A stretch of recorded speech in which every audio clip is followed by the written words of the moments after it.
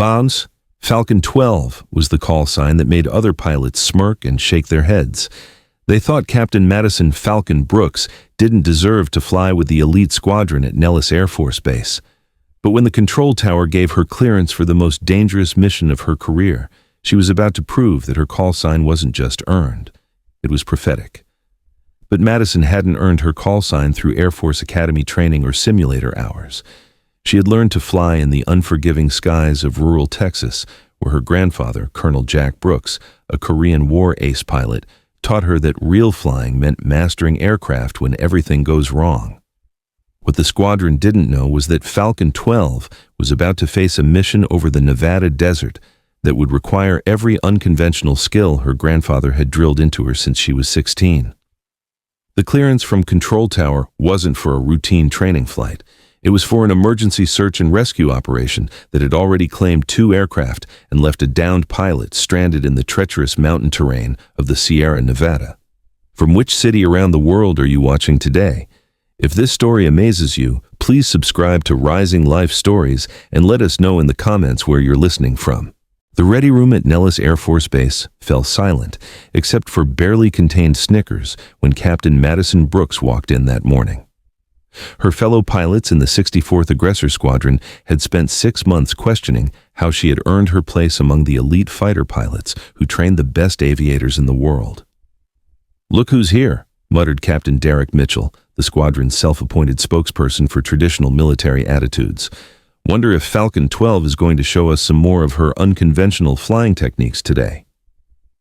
Madison had endured months of skepticism from pilots who couldn't understand how someone who hadn't followed the traditional path through the Air Force Academy had earned assignment to one of the most prestigious fighter squadrons in the military. Her background was unconventional. She'd enlisted as an airman, worked her way through officer training, and demonstrated flying skills that couldn't be explained by conventional military training. "Brooks," called out Major Ryan Torres, the squadron operations officer, "you're on standby for today's exercises. We'll see if we need your unique perspective on aerial combat." The dismissive tone in Torres's voice reflected the broader attitude that Madison faced daily. Despite consistently high scores in training exercises and flight evaluations, she was treated as an outsider who hadn't earned the respect that came automatically to pilots with academy backgrounds and traditional military pedigrees. But what her squadron didn't know was that Madison's flying skills had been developed through training that was far more demanding than anything the Air Force taught. Growing up on her grandfather's ranch in rural Texas, she had learned to fly aircraft in conditions that would challenge the most experienced military pilots. Colonel Jack Brooks had been a Korean War ace with 12 confirmed kills, but after leaving the military, he had become a crop duster and civilian flight instructor who understood flying in ways that military academies couldn't teach. Jack had started teaching Madison to fly when she was 16, using techniques developed through decades of flying in conditions where perfect execution meant the difference between life and death. Real flying, Jack had taught her while they maneuvered through Texas thunderstorms, happens when your instruments fail, your engine sputters, and you have to rely on instincts that can't be programmed into a computer. Anyone can fly when everything works perfectly, but a true pilot flies when everything goes wrong. Madison's training with her grandfather had included emergency procedures that went far beyond military standards, landing aircraft with engine failures, navigating through severe weather without instruments, and performing aerial maneuvers that required understanding aircraft capabilities at the edge of their design limitations. The mockery she faced at Nellis reflected her squadron's inability to understand that her unconventional background had prepared her for flying challenges that traditional training rarely addressed. While other pilots had learned to fly by following procedures and protocols, Madison had learned to fly by adapting to conditions that demanded innovation and instinct. "Falcon 12, Torres announced during the morning briefing. "You'll be flying backup support for today's training mission. Try not to get in the way of the real pilots." The casual dismissal in Torres's instruction reflected the fundamental misunderstanding that surrounded Madison's presence in the squadron. Her fellow pilots assumed that her call sign was either ironic or unearned, never suspecting that Falcon represented capabilities that would soon be tested under conditions that conventional training couldn't prepare them for. As Madison prepared her F-16 for what she expected to be another routine training flight, she had no idea that within hours her unconventional skills would be put to a test that would transform her squadron's understanding of what it meant to be an elite pilot. The calm of routine training exercises at Nellis Air Force Base was shattered when the emergency klaxon began wailing across the flight line. Madison was conducting pre-flight checks on her F-16 when the base communication system crackled with an urgency that transformed the morning from routine training to life-and-death operation. All available aircraft, this is Nellis Control. We have a downed pilot situation in the Sierra Nevada mountains. Search and rescue operation is now active. Report to operations for immediate briefing. Madison joined the rush of pilots heading to the operations center, where the situation briefing revealed the scope of the emergency that had developed in the mountainous terrain east of the base.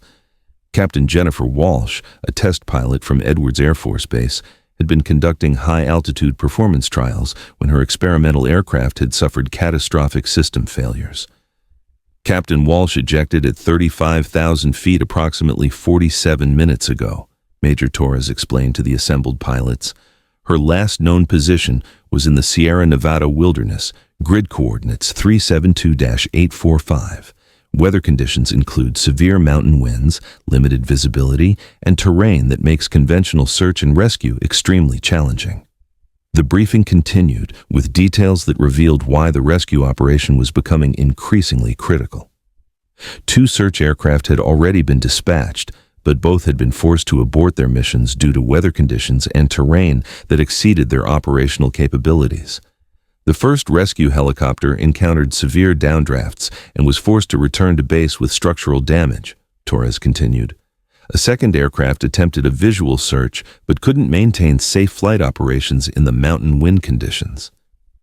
Madison listened to the briefing with growing understanding that this rescue operation would require flying skills that went beyond conventional military training. The Sierra Nevada mountains created weather patterns and flight conditions that challenged even experienced pilots, and the combination of high winds, limited visibility, and treacherous terrain demanded abilities that couldn't be learned from textbooks. "Sir," Madison said, raising her hand during the briefing, "I have experience flying in mountain conditions similar to what we're facing. I'd like to volunteer for the rescue mission." The reaction from her fellow pilots was immediate and predictable. Captain Mitchell rolled his eyes openly, while several other pilots exchanged glances that suggested skepticism about Madison's claimed capabilities. "Brooks," Torres responded with barely concealed irritation, "this isn't a training exercise. We need experienced pilots who can handle extreme conditions, not someone looking to prove a point." But as the briefing continued, it became clear that the rescue operation was running out of options. Captain Walsh had been on the ground for nearly an hour in terrain where survival time was limited by weather exposure and potential injuries from her emergency ejection. "Sir," Madison persisted, "my grandfather taught me to fly in conditions similar to what we're facing. I've logged extensive hours in mountain flying and emergency procedures that might be applicable to this situation." Torres's response reflected his continued skepticism about Madison's unconventional background.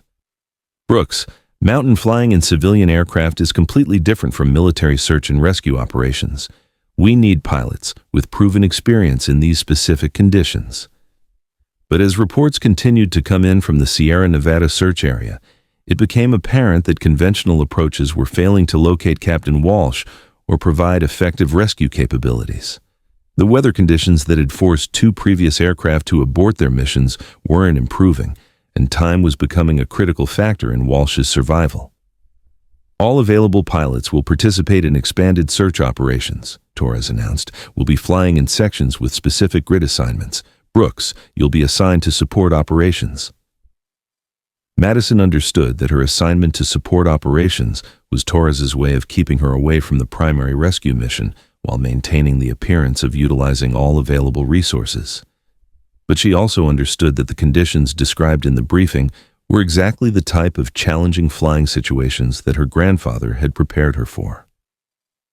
As pilots began preparing for the expanded search operation, Madison made a decision that would define both her military career and her squadron's understanding of her capabilities. Rather than accepting a secondary role in operations where her skills might be most needed, she would demonstrate why her call sign was Falcon. As Madison completed her pre-flight preparations, the Operations Center received new intelligence that changed the entire dynamic of the rescue mission. Advanced radar systems had detected a possible signal from Captain Walsh's emergency beacon, but the location was in terrain that presented unprecedented challenges for search and rescue operations. "We have a potential beacon signal from grid coordinates 374-847, came the update from search operations. However, the location is in a canyon system with severe wind shear and limited approach routes. We need a pilot capable of precision flying in extreme mountain conditions." Madison approached Major Torres with a confidence that reflected her understanding of exactly what the rescue mission would require. "Sir, the conditions you're describing are similar to canyon flying that I trained for with my grandfather. I have experience with the precise type of wind patterns and terrain challenges we're facing." Torres' initial response reflected his continued reluctance to trust Madison with critical operations. "Brooks, this isn't civilian flying. We're talking about military precision rescue in conditions that have already defeated 2 experienced pilots." But as intelligence continued to update the rescue scenario, it became clear that conventional approaches weren't providing solutions to the challenges posed by Captain Walsh's location. The canyon system where her beacon was detected created wind patterns that required flying skills beyond standard military training. "Sir," Madison pressed, "my grandfather spent 15 years flying crop dusters in Texas Canyon country. He taught me techniques for reading wind patterns and navigating terrain that commercial and military flight schools don't cover. This is exactly the type of situation where unconventional training provides advantages." The breakthrough came when the base meteorologist provided detailed analysis of the wind conditions in the search area. The information confirmed that the rescue would require flying techniques that weren't part of standard military procedures, specifically the ability to read and adapt to rapidly changing wind patterns in canyon terrain. "Major Torres," came the call from base operations, "we need immediate authorization for rescue attempt in grid 374-847. Weather window is limited and pilot survival time is becoming critical." Torres faced a decision that tested his prejudices against his professional obligations. The rescue mission required capabilities that his conventional pilots hadn't demonstrated, while the pilot he had been dismissing claimed exactly the skills that the situation demanded. "Brooks," Torres said after a long pause, "if you're as capable as you claim, this is your chance to prove it. But understand that you'll be flying solo into conditions that have already forced 2 aircraft to abort. Are you certain you can handle what we're asking?" Madison's response reflected confidence built through years of training in exactly the conditions that the rescue mission would require. "Sir, this is what I've been preparing for my entire flying career. I can bring Captain Walsh home." The moment that would define Madison's military career came when Torres made the decision to trust her claimed capabilities over his preconceptions about her background. "Control Tower, this is Major Torres. Clear Falcon 12 for immediate departure on solo rescue mission to grid 374-847. The control tower's response carried an authority that silenced every conversation in the operations center. "Falcon 12, you are cleared for takeoff. Rescue mission is authorized. Bring our pilot home." As Madison's F-16 lifted off from Nellis Air Force Base, every pilot and operations officer who had doubted her capabilities was about to witness flying that would redefine their understanding of what was possible in military aviation. Madison's approach to the Sierra Nevada Rescue Zone demonstrated flying techniques that her squadron had never witnessed from a military pilot. Using skills that her grandfather had developed through decades of challenging civilian flying, she navigated mountain wind patterns with precision that seemed to defy the aircraft's limitations. "Nellis Control, this is Falcon 12. I'm entering the canyon system and have visual contact with terrain features matching the beacon location," Madison transmitted as she maneuvered her F-16 through mountain passes that had defeated previous rescue attempts. Her ability to read wind patterns through visual cues, observing how air currents affected vegetation, dust patterns, and cloud formations, allowed her to anticipate and compensate for the severe turbulence that had forced other aircraft to abort their missions. Falcon 12. Be advised that previous aircraft reported severe downdrafts and unpredictable wind shear in your operational area, came the warning from base operations. Madison's response demonstrated confidence built through years of training in exactly these conditions. Control, I'm reading the wind patterns and adjusting flight path accordingly, maintaining safe flight operations while continuing search. Using techniques that Jack Brooks had taught her for navigating Texas Canyon country, Madison was able to maintain stable flight in conditions that challenged the F-16's design capabilities. Her understanding of how mountain terrain created specific wind patterns allowed her to use air currents rather than fighting them. Nellis Control, this is Falcon 12. I have visual contact with survivor. Captain Walsh is alive and signaling. Beginning rescue approach. The rescue approach that Madison executed required flying skills that combined precision maneuvering with creative problem-solving. The terrain where Captain Walsh had landed was accessible only through a flight path that required threading between canyon walls while compensating for wind conditions that changed every few seconds. Falcon 12, how are you maintaining stable flight in those conditions? Came the amazed query from base operations. Madison's explanation revealed the unconventional training that had prepared her for exactly this type of challenge. Control, I'm reading wind signatures through terrain observation and using canyon effects to maintain control rather than fighting them. Her successful extraction of Captain Walsh's location, coordinates and establishment of a safe rescue corridor demonstrated capabilities that transformed her squadron's understanding of her flying skills. The precision required for the mission exceeded anything they had observed during routine training operations. Madison's successful completion of the rescue mission created a transformation in her squadron's attitude that was as dramatic as her flying demonstration had been impressive. When she returned to Nellis Air Force Base with Captain Walsh's precise coordinates and a safe extraction plan, the mockery that had greeted her that morning was replaced by respectful silence. Falcon 12, outstanding work, came Major Torres's transmission as Madison's F-16 touched down. Your flying today was beyond anything we expected. Captain Walsh has been successfully extracted and is receiving medical attention. The debriefing that followed Madison's rescue mission revealed the extent to which her unconventional training had provided capabilities that conventional military instruction couldn't match. Her ability to read and adapt to mountain wind patterns had allowed her to succeed where standard procedures had failed. Brooks, Torres said during the post-mission briefing, I owe you an apology. Your flying today demonstrated skills that I didn't understand and capabilities that our squadron needs to learn from. Captain Mitchell, who'd been most vocal in questioning Madison's qualifications, approached her after the briefing with an expression that combined embarrassment with genuine respect. Falcon, I was wrong about your abilities. What you did today was the most impressive flying I've ever witnessed. The nickname Falcon that had been used mockingly now carried respect earned through demonstrated capability under conditions that tested the limits of pilot skill and aircraft performance. Madison's rescue mission had proven that her call sign represented exactly the kind of precision and adaptability that defined elite military aviation. Captain Brooks, Torres announced to the assembled squadron, effective immediately, you're being assigned as our primary instructor for advanced mountain flying and emergency procedures. Your techniques need to be part of our standard training curriculum. Madison's transformation from dismissed outsider to respected instructor represented more than personal vindication. It demonstrated how unconventional backgrounds could provide military capabilities that traditional training missed.